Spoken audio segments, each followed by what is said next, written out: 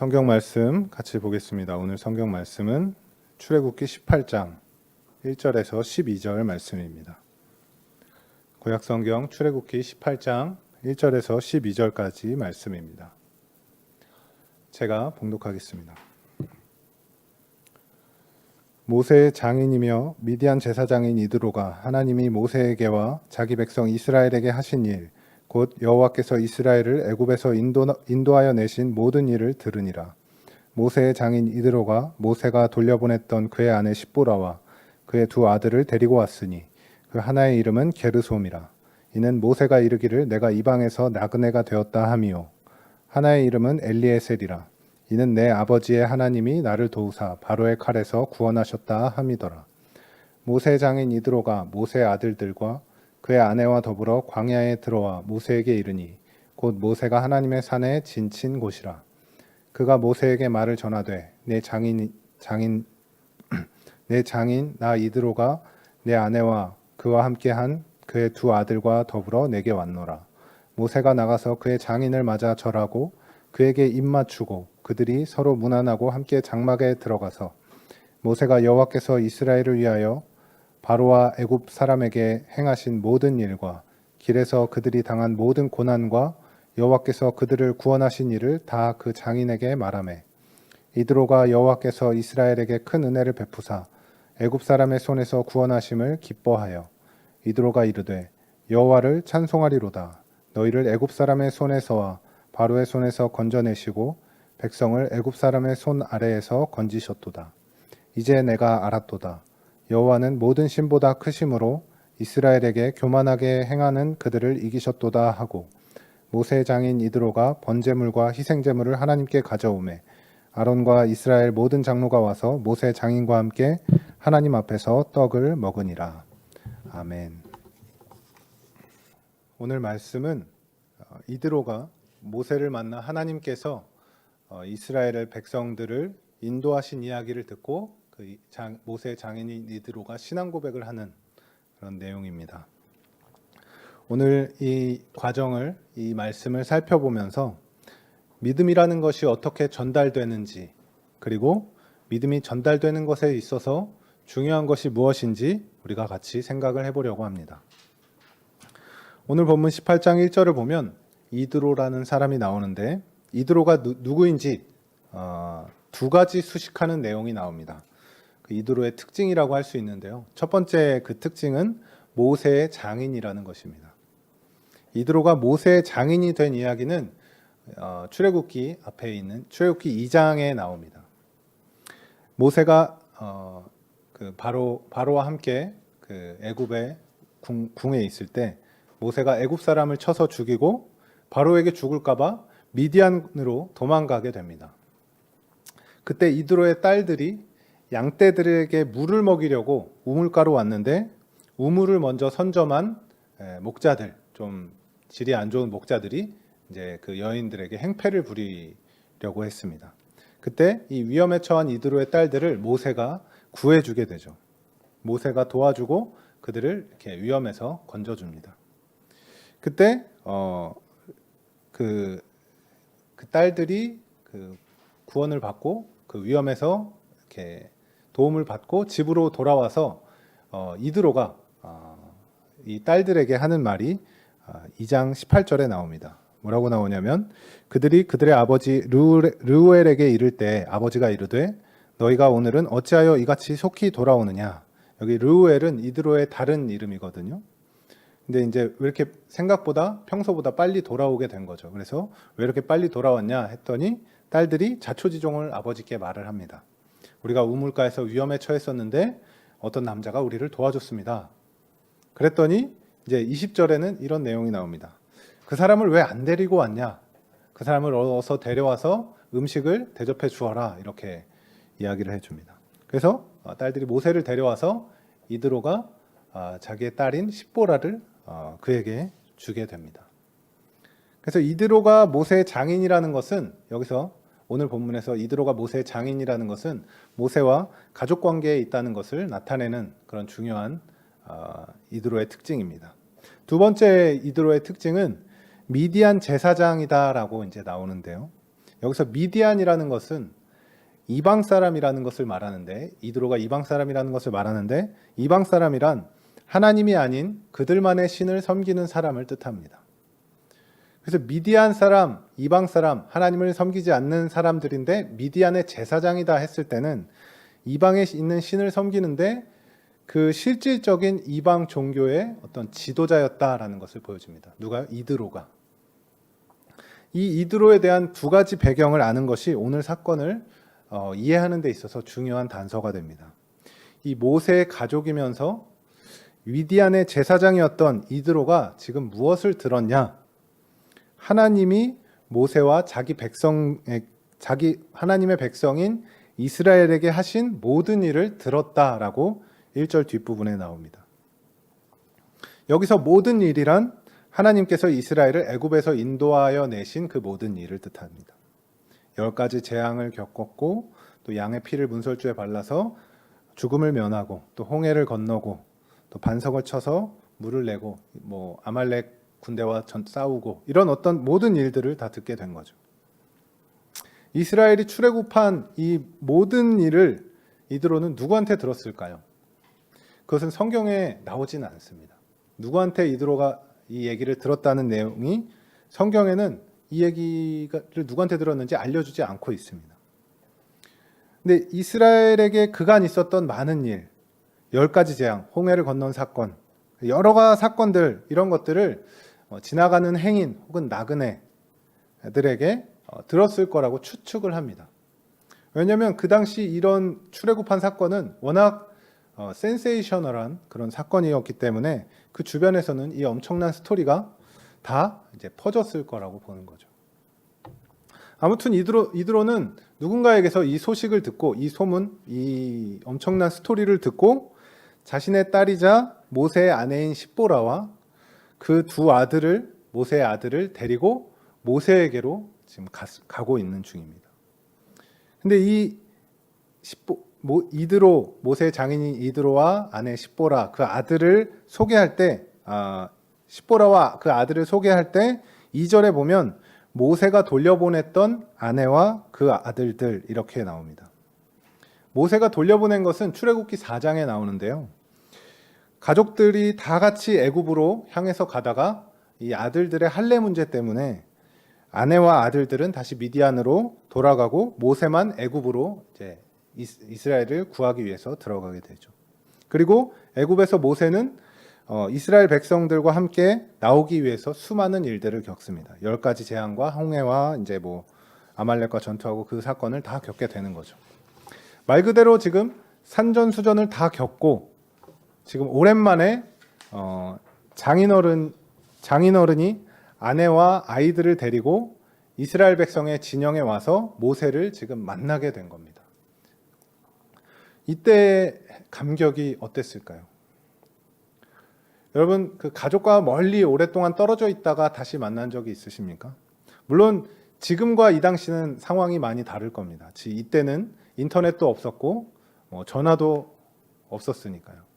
요즘은 뭐 인터넷도 잘 돼 있고 전화도 할 수 있고 아무리 지구 반대편에 멀리 떨어져 있어도 화상으로 통화할 수 있는 대화할 수 있는 그런 시대가 되었습니다. 그럼에도 불구하고 요즘도 오랜만에 가족을 만나면 반갑고 감격이 있죠. 여러분 그 예전에 요즘은 많이 안 하지만 이산가족 찾기 이걸 TV에서 보신 적이 아마 있으실 겁니다. 제가 찾아보니까 85년도부터 이산가족 찾기를 시작을 했는데 그 프로그램을 보면 이산가족들이 만났을 때 다 어떻게 하죠? 한 명도 빠짐없이 다 눈물을 흘립니다. 남자건 여자건 나이가 많건 적건 다 눈물을 흘리죠. 생사 확인이 그동안은 불가능했기 때문에. 모세와 이 가족들은 그만큼 지금 그 만남이 반갑고 감격스러운 상황입니다. 애굽의 이스라엘을 구원하기 위해 모세가 갔지만 어떻게 되었는지 그 생사 여부를 알 수 없는 그런 상황이었기 때문에 만났을 때 무척 감격스러웠을 것입니다. 모세도 가족들 아내와 아들들을 만났을 때 아주 기쁨이 넘쳤을 겁니다. 여러분 모세가 장인어른인 이드로를 만났을 때 기뻤을까요? 본인 아버지가 아닌 장인어른을 만났을 때 기뻤을까요? 아주 기뻤을 거라고 저는 생각합니다. 왜냐하면 모세의 장인 이드로는 어떤 사람이냐면 광야로 도망쳐 나온 모세를 품어준 사람이기 때문에 그렇습니다. 거기에다가 품어줄 뿐만 아니라 딸도 주고 자신의 양을 칠 수 있게 일자리도 준 사람이 바로 장인 이드로였습니다. 그러니까 취직도 시켜주고 결혼도 시켜주고 출산도 하고 모세에게 해줄 수 있는 모든 걸 다 해준 사람입니다. 모세에게 이드로는 생명의 은인이나 마찬가지인 거죠. 얼마나 반가웠을까요? 반가우면 여러분 무슨 대화를 만나면 무슨 대화를 할까요? 오랜만에 여러분 생각해 보세요. 오랜만에 반가운 사람을 만나면 무슨 대화부터 하겠습니까? 그동안 서로 간의 관계에서 공백이 있었던 밀렸던 근황들을 이야기하지 않을까요? 모세가 지금 무슨 대화를 했는지 한번 오늘 말씀을 통해서 보겠습니다. 오늘 말씀 8절을 보면 나와 있는데요. 오늘 8절 말씀 제가 한번 읽어보겠습니다. 모세가 여호와께서 이스라엘을 위하여 바로와 애굽 사람에게 행하신 모든 일과 길에서 그들이 당한 모든 고난과 여호와께서 그들을 구원하신 일을 다 그 장인에게 말하매. 모세가 겪었던 일은 보통 일이 아니었습니다. 아주 초자연적인 일이었죠.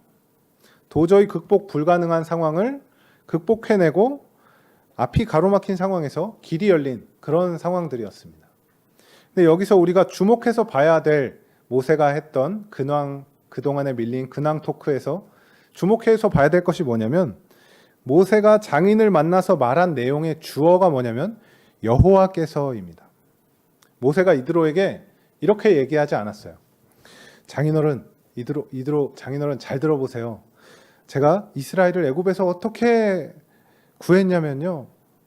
제가 바로에게 가서 당당하게 경고했는데 그 경고를 귓등으로도 듣지 않고 말을 안 들어서 10가지 재앙이 쏟아지고 그래서 애굽을 탈출하는데 바로가 막 뒤에 쫓아와서 제가 지팡이를 해서 홍해를 가르고 애굽 군대가 다 몰살되고 그러니까 이렇게 모세가 자기 무용담을 잔뜩 늘어놓은 것이 아니라 8절 말씀을 다시 보면 이렇게 나와 있죠. 여호와께서 이스라엘을 위하여 행하신 모든 일과 모든 고난과 여호와께서 그들을 구원하신 일, 여호와께서 행하신 모든 일과 구원하신 일을 말했다 이렇게 나와 있습니다. 우리는 이 말씀을 보면 이렇게 생각할 수 있죠. 역시 모세는 우리와는 다른 존재인가? 모세는 역시 뛰어난 사람인가? 역시 하나님의 사람은 다르다. 이렇게 생각할 수 있지만 그러나 그렇지 않습니다. 우리가 출애굽기 3장을 가서 보아도 하나님이 모세를 부르실 때 모세가 어떻게 반응했죠? 아멘 할렐루야 주님을 향해서 달려가겠습니다. 이렇게 하지 않고 아닙니다. 저는 못 갑니다. 저는 그럴 만한 그릇이 아닙니다. 저는 말도 제대로 못합니다. 그래서 하나님이 어르고 달래고 내가 너와 함께 하겠다. 말 못하면 내가 아론을 붙이겠다. 그렇게 막 자꾸 그래도 자격지심의 모세는 자꾸 안 가려고 발뺌하고 이렇게 옥신각신해서 3장에서 4장까지 그 밀당이 이어지다가 결국 모세는 마지못해 순종을 하죠. 그리고 순종을 해서 애굽으로 가는데 4장 18절에 보면 가기 전에 이드로에게 이렇게 말을 합니다. 내가 애굽에 있는 내 형제들에게로 돌아가서 그들이 아직 살아있는지 알아보려 하오니 나로 가게 하소서. 이게 뭐죠? 모세에게 지금 말하자면 둘러대고 있는 겁니다. 하나님이 나를 애굽으로 보내셨습니다. 이스라엘을 나에게 구원하라고 이스라엘의 리더로 세우셨습니다. 이 말을 못하고 지금 둘러대고 있는 중입니다. 왜냐하면 이드로는 이방신을 섬기는 하나님을 안 믿는 사람이었기 때문에 이방신을 섬기는 미디안 제사장이었기 때문에 말해봤자 안 통할 것 같고 자기도 애굽에 가긴 가는데 진짜 정말 이스라엘을 자기가 구할지 어떨지 아직 잘 확신이 안 서는 그런 상황이거든요. 모세는 이랬던 사람입니다.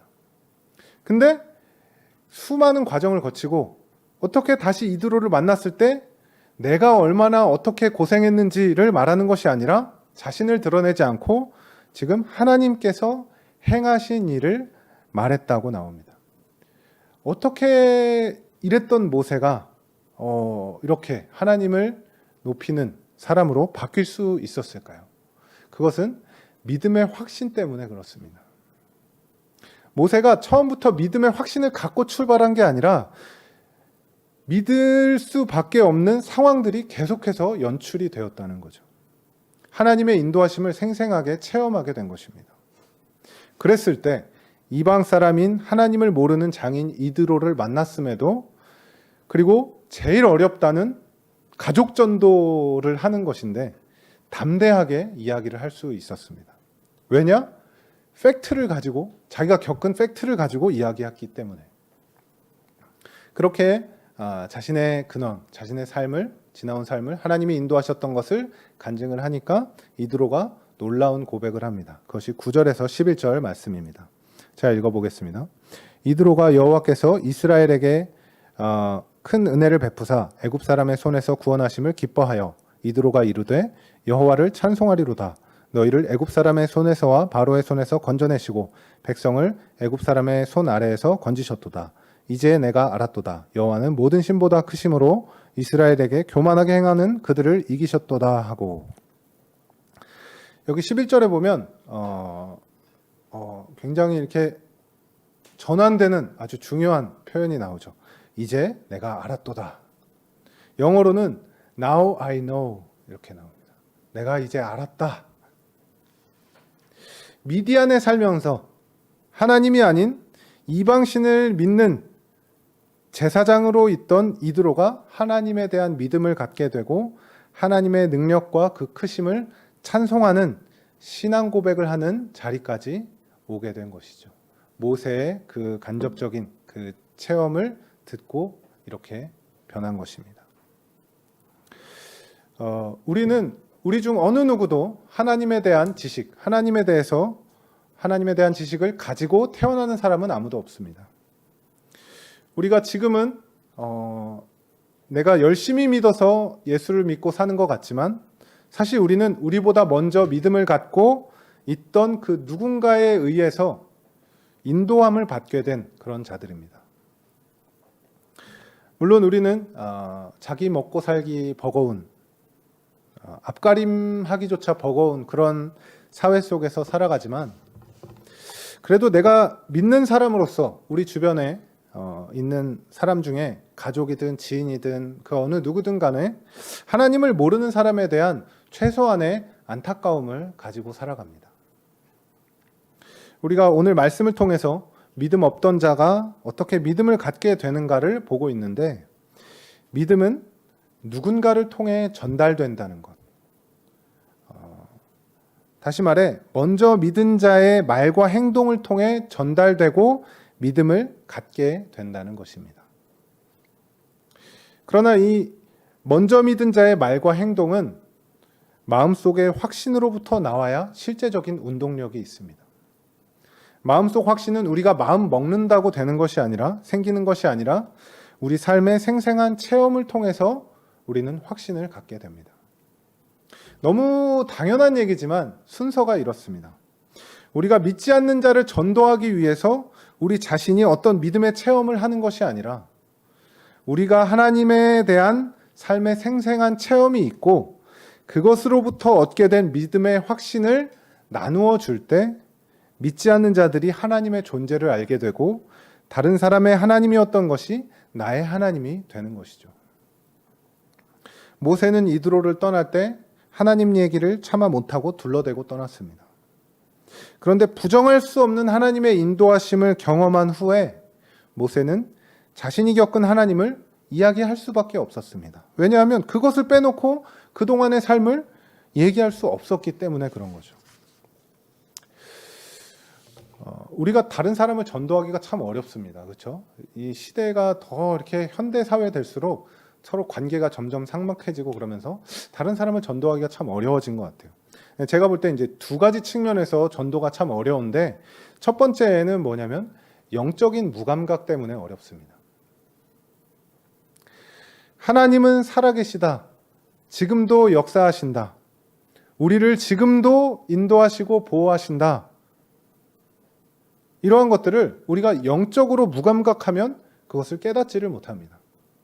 하나님이 지금도 우리를 지키시고 보호하시는 중이신데 영적으로 무감각하면 그 하나님이 우리를 지금도 지키신다는 것을 못 느끼게 되는 거죠. 하나님이 우리와 함께하지 않는다고 생각하고 살아갑니다. 두 번째는 뭐냐면 제가 이렇게 표현해 봤습니다. 나눔 연습 부족 때문이다. 네, 잘 나오고 있나요? 네, 자막이 있는데 네, 나눔 연습 부족 때문이다 라고 했습니다. 제가 나눔 훈련이라고 하려다가 훈련은 좀 너무 딱딱한 것 같아서 연습이라고 했습니다. 그러니까 자신이 경험한 것을 다른 사람에게 자연스럽게 이야기하는 것을 연습해야 되는 거죠. 우리는 이렇게 쉽게 그런 것들이 잘 나오지 않습니다.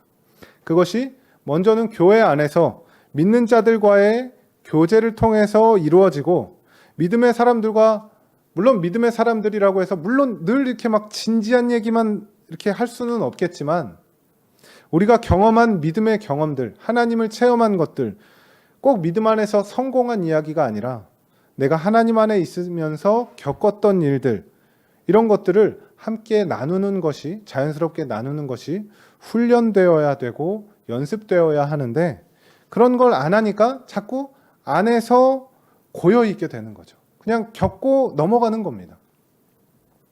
이렇게 자연스럽게 나누는 것, 신앙의 경험들을 나누는 것이 연습이 되어야 됩니다. 그러니까 뭐 꼭 대단한 것을 나누라고 하는 것이 아닌데 우리는 뭐 어떤 이런 신앙적인 얘기만 하려고 하면 왠지 막 두드러기가 생기는 것 같고 앞에 나가서 간증하라는 것처럼 굉장히 부담스러워하고 낯설고 그렇게 느껴질 때가 많이 있습니다. 마치 모세가 확신이 없을 때 이드로에게 둘러댔던 것처럼 말이죠. 일단 순서가 첫 번째로는 체험에 근거한 믿음의 확신이 있어야 됩니다. 그것을 영적인 그 예민한 감각으로 그것을 느끼고 깨닫고 그렇게 체험하고 살아야 되죠. 그리고 그 확신이 자연스럽게 흘러갈 수 있도록 나눔을 연습을 해야 되는 겁니다. 우리 사회가 갈수록 힘이 듭니다. 하루하루 살기가 참 버겁게 느껴집니다. 특히 이 코로나 상황 가운데 관계도, 일도, 생활도, 어떤 운동도, 사역도 모든 것이 막혀버린 이 상황 속에서 가장 답답한 것은 이 상황이 도대체 언제 끝날지 모른다는 것이죠. 우리의 삶 가운데 나타나는 어떤 문제들, 관계의 문제, 재정의 문제, 우리를 신경 쓰게 하고 괴롭게 하고 스트레스를 주고 우리의 마음을 뒤흔드는 일을 겪을 때 그럴 때일수록 우리는 더 하나님을 바라보고 하나님을 의지하고 매달려야 되는데 우리는 힘든 상황이 될수록 더 하나님으로부터 멀어지려고 합니다. 인간의 타락한 죄악된 본성 때문에 그렇습니다. 상황에 쫓겨서 위를 바라보지 못하는 모습이 우리의 현실인 것이죠. 하나님을 경험하지 못하고 기도조차 하지 않으려고 합니다. 기도를 해야 하나님이 응답하시는 것도 알게 되고 힘든 때에 하나님을 의지해서 평안함도 얻어보고 가던 길이 막혔을 때 하나님이 예비하신 또 다른 길이 있음을 믿으면서 새롭게 전진하는 그런 인생의 어떤 신앙적인 멋을 누려야 되는데 뭔가 계획한 것이 이루어지지 않을 때 그 실패를 마치 인생이 끝난 것처럼 좌절하고 자신이 향한 목표를 위해서만 잠깐 기도하고 하나님에 대한 믿음이 점점 깊어지는 그런 과정들이 없으니까 주변에 안 믿는 사람은커녕 자기 자신의 믿음이 흔들리게 되는 것이죠. 신앙 안에 있다고 하면서 믿음이 흔들리면 자연스럽게 우리의 삶이 흔들리게 됩니다. 우리는 하나님 안에서 영적인 감각을 살려서 하나님이 우리를 보호하신다는 것을 느끼고 그것을 자연스럽게 나누는 그런 훈련이 되어야 되는 것입니다. 말씀을 마무리하겠습니다. 우리의 삶은 믿음의 기초 위에 세워져 있습니다. 그 믿음이 견고하게 서 있으면 우리의 삶이 흔들리지 않고 앞으로 나아갈 수 있게 됩니다. 그럴 때 우리는 다른 사람, 하나님을 모르는 사람을 만나도 담대하게 내가 겪은 일과 경험한 하나님의 행하심을 자연스럽게, 비장하게가 아니라 자연스럽게 나눌 수 있게 됩니다. 안 믿는 사람에게 믿음을 갖도록 해주는 게 정말 어렵습니다. 오늘 말씀은 우리 삶의 가장 중요한 것이면서도 가장 어려운 일 중에 하나라고 볼 수 있습니다.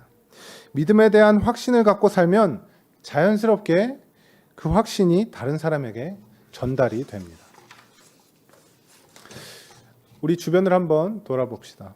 여러분의 주변에 정말 하나님을 믿으면 좋겠는데 안 믿는 그런 안타까운 영혼이 있습니까? 그렇다면 먼저 우리 자신을 돌아봅시다. 내가 그런 사람에게, 안 믿는 사람에게 말해줄 수 있는 나의 신앙적인 경험이 있는가? 나의 삶의 어려운 순간에 내가 하나님을 바라보고 의지했던 적이 있는가 한번 생각해 봅시다. 그리고 그 사람의, 안 믿는 사람의 상황에 맞게 내가 경험한 하나님을 어떻게 전달할 수 있을까? 이것을 생각을 해보는 겁니다.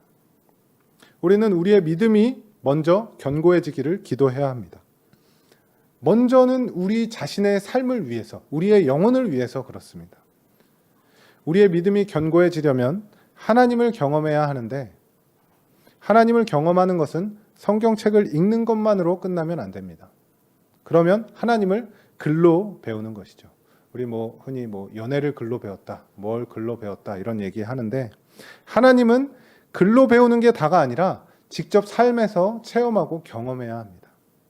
우리가 교회에서도 로마서 필사를 하고 있는데 많은 분들이 지금 은혜를 받고 있는 것으로 알고 있습니다. 그러나 그것은 올바르게 우리가 하나님을 체험하기 위한 객관적인 울타리를 치는 그런 과정입니다. 우리의 궁극적 삶의 방향은 하나님을 경험하는 것입니다. 여러분, 하나님을 경험하는 삶을 살아가시기를 바랍니다. 그것이 여러분의 신앙을 위해 또 주변 사람들의 신앙을 위한 지름길인 줄 믿습니다. 함께 기도하겠습니다. 하나님 아버지 감사합니다. 우리에게 하나님을 알게 하시니 감사드립니다. 우리의 삶 가운데 하나님이 살아 역사하시고 우리를 인도하신다는 것을 경험하는 삶이 되게 하여 주시옵소서. 영적인 무감각을 일깨워 주시고 하나님의 행하심과 그 구원을 누리고 깨닫고 느끼게 하여 주시옵소서. 우리가 경험한 것들을 주변에 자연스럽게 나눌 수 있는 믿음의 사람들이 되게 하여 주시옵소서. 예수님의 이름으로 기도드립니다. 아멘.